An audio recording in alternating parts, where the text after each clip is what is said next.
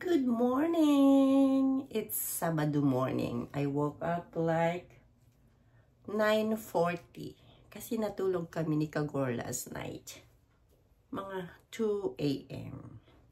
3, 4, 5, 6, 7, 8, 9. Nagising ako ng 6. Yung 6, 5:40 ganun. Yung normal time nagising ko sa umaga. But then, because it's Saturday, I decided na bumalik sa bed. Hindi bumalik. I turned on the other side. And I know that walang pasok. Walang trabaho. So, bumalik ako sa kama. Ay, nag-scroll pa ako sa phone. Yung mga 5:30, 5:40, 6 o'clock, ganun. And then, bumaliktad sa kama, natulog. And nagising na ako 9:40. And then, nag-scroll ulit sa cellphone. And then, sabi ko, magluto na ako ng pansit. Kasi sabi ko ba, na-promise ko na magluto ako ng pansit kay Kagor. Para kay Kagor. Dahil dalawa lang kami dito sa bahay. And I am here. Pansit Canton pa rin. Maanghang. Dagdagan ng hindi maanghang. Good for two na to na Pansit Canton. Siyempre, pag may Pansit Canton, carbs lang yon. Dagdagan ng boiled egg. Siyempre, pag may Pansit Canton, dagdagan ng protein, dagdagan ng prutas, para sinasabing may go, grow, and glow. Yan, ang aking breakfast. Dagdagan ng kunting cheese. Yan. At dahil ayaw kong masira ang mga leftover, may isa akong kapirasong ham. Yan. This is for myself only. Yan. Masarap na yan. O, ganyan ang pagluluto ng Pansit Canton. Hindi basta-bastang lutuin. Pakuluan. Pag kumulo na, dudurog na yun. Ganyan lang. Okay. Patayin mo ang kalan. Patayin ang kalan. Turn off. And then, itapon yung tubig. Hindi pa yan luto. Half cook pa lang. Alisin yung tubig.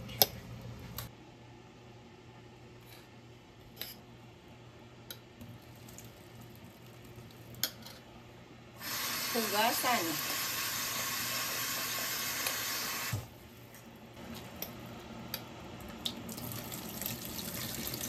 Bakit ko hinuhugasan? Kasi masyadong may starch. Sabi nila dati wax, pero walang wax ang noodles. Starchy lang, so I need to wash. Remove the starch from it. Kasi wala namang lasa tong noodles, diba? So why not? Matrabaho nga lang, but it's fine. And then, ilagay yung oil. Soy sauce.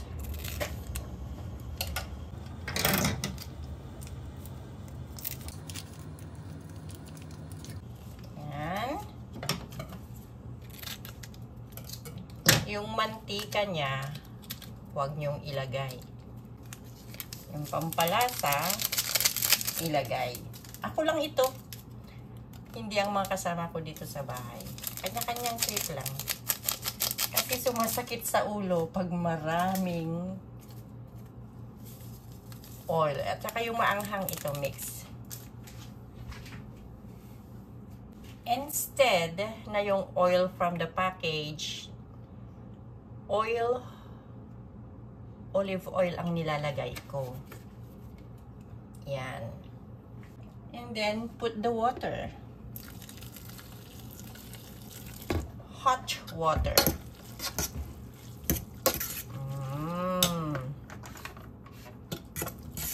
na ang pansit canton. Pansit canton ni Kael.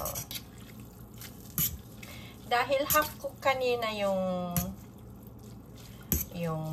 noodles, painitin yan. Hindi yan, oh. Hindi pa siya luto. Half cook pa lang yan. I-on mo ang what do you call this one? Stove. Lutuin saglit. Lagdagan ng water. Ayan. Pero masarap naman. Pansit canton pa rin. Pakuluin lang konti. Dahil kumukulo na, ayan, ilagay na dito.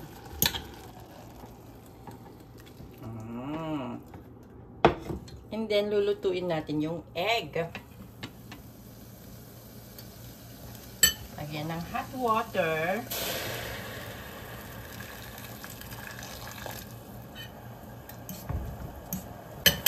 Ilagay yung egg.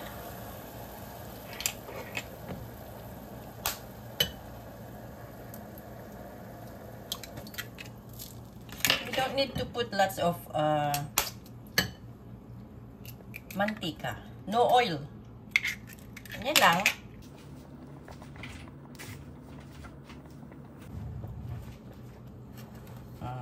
That's how it is. Imbis na mantika, sunny side up, just do it like that. Turn off. And then we're going to toppings sa may pansit. Done! So yan ang aking food. Kunting pansit lang sa akin. Yan lang.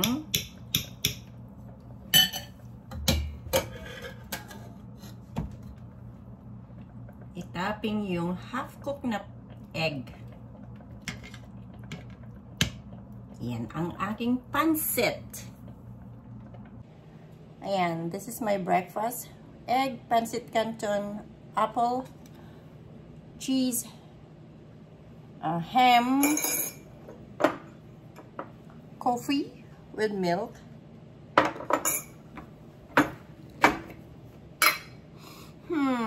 and the one I pickled.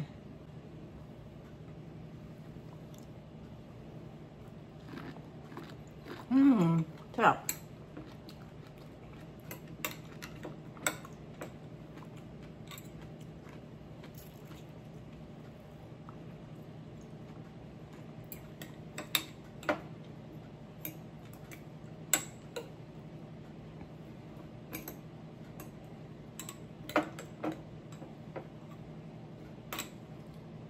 Make your own pickles, actually.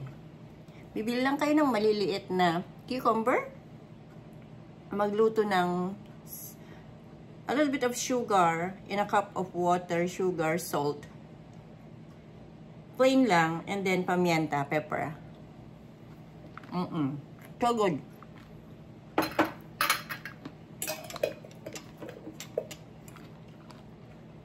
I have to call Kagor. At ito naman ang breakfast ni Kagor.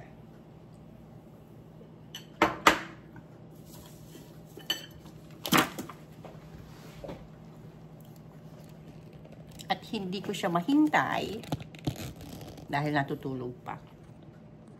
Ako na yung kakain. Ngayon ay kakain na ako para mamaya ay mag-start maglinis. Weekend! Wala akong pupuntahan ngayon. Dito lang ako sa bahay. Anyways, hindi ko na ipapakita kung paano ako kumain. Thank you again for watching and see you next time. Don't forget to subscribe, LLKs. Bye!